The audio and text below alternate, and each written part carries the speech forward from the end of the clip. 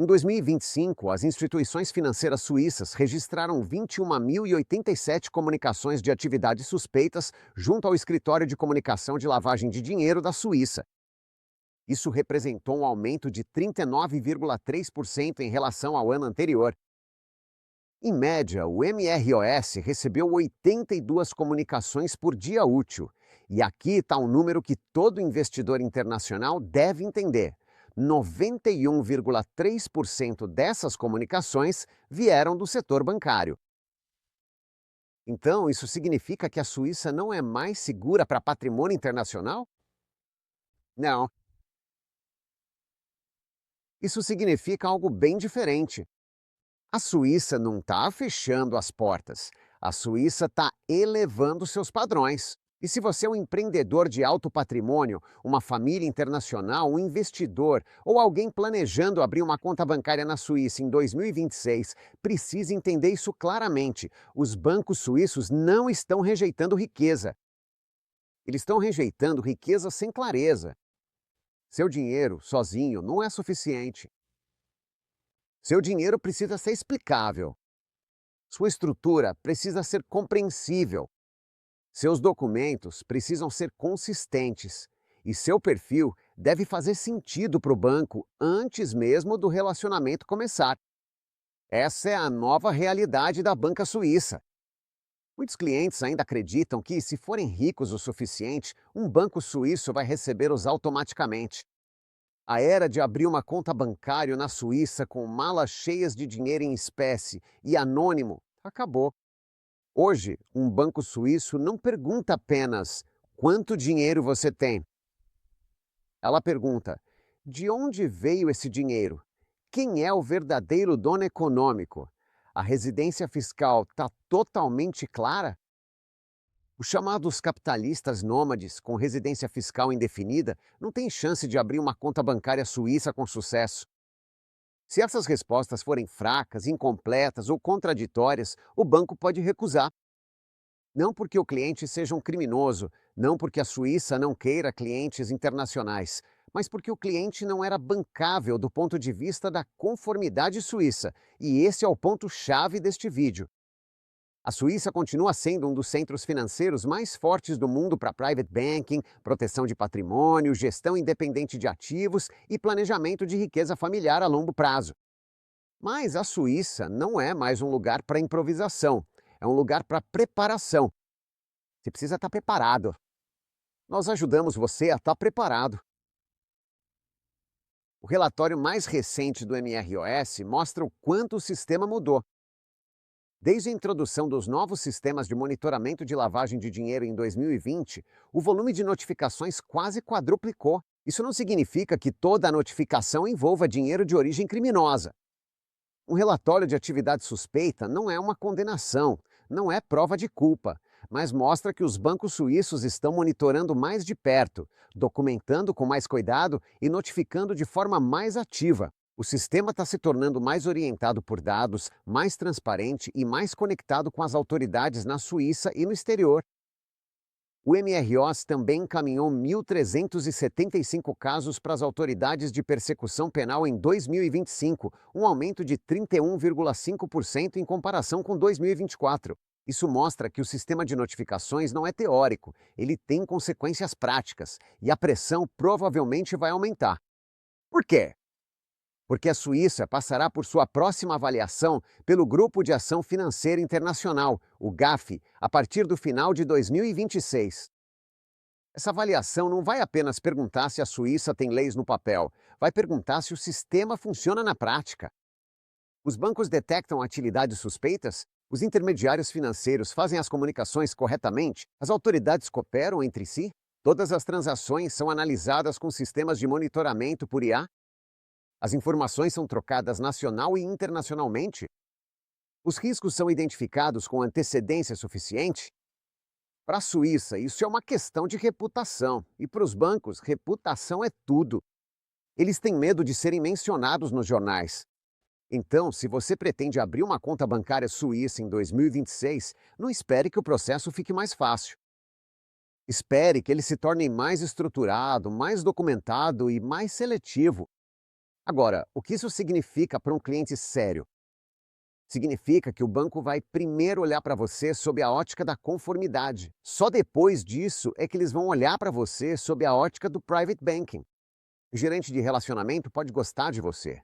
O banco pode querer os seus ativos. O valor do seu investimento pode ser atraente. Mas se o setor de compliance não estiver confortável, a conta não será aberta. Esse é um dos maiores equívocos entre clientes internacionais. Eles acham que o gerente de relacionamento é quem decide. Na realidade, o gerente de relacionamento pode apresentar a oportunidade, mas o compliance pode barrar. O setor jurídico pode barrar.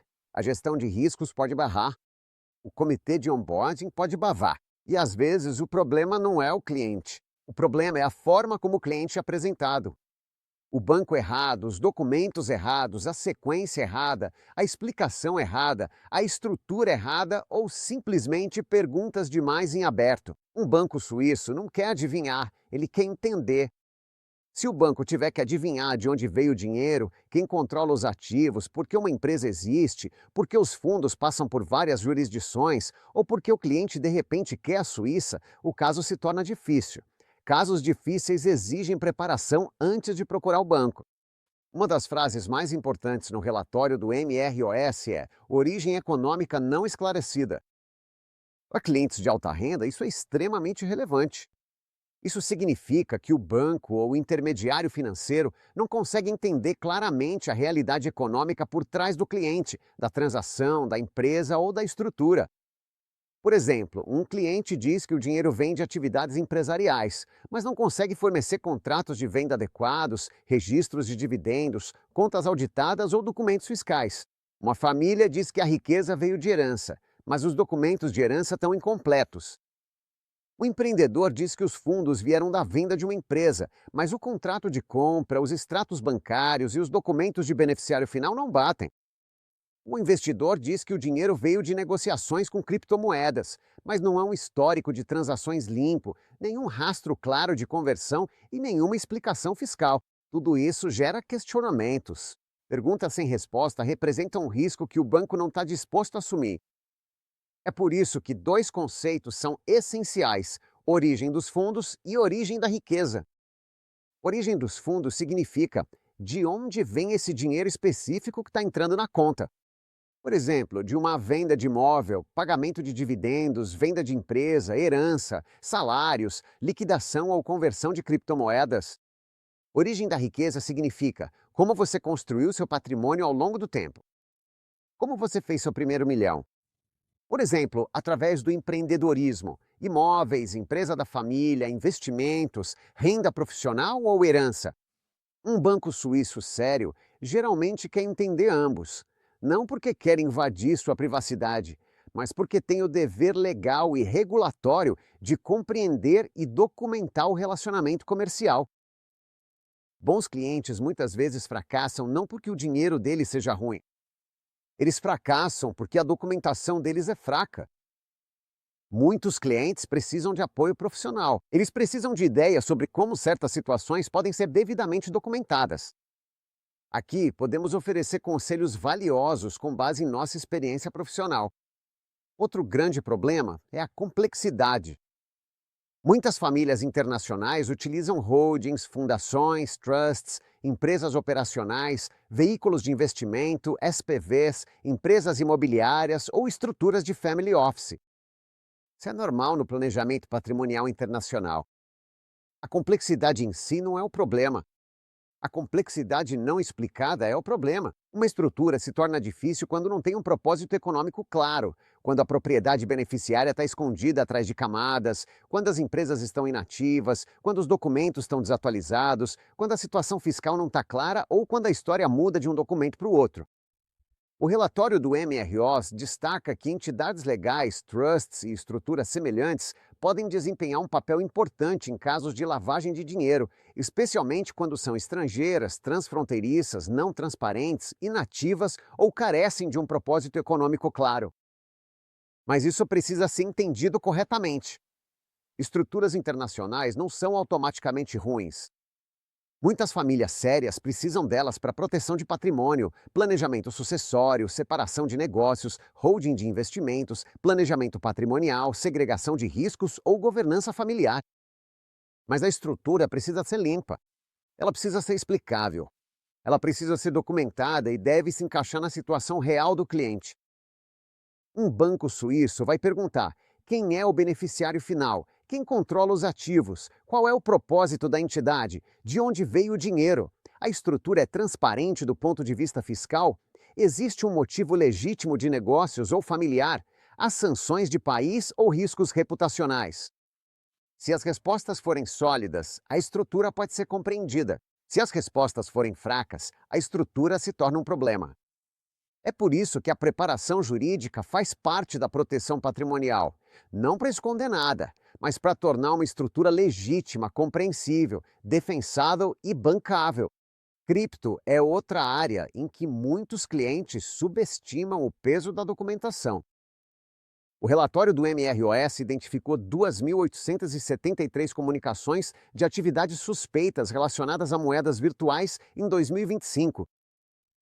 Isso representou um aumento de 59,7% em relação ao ano anterior. A riqueza em cripto pode ser legítima. Muitos investidores sérios ganharam muito dinheiro com Bitcoin, Ethereum, investimentos em tokens, projetos em estágio inicial ou negociação de ativos digitais.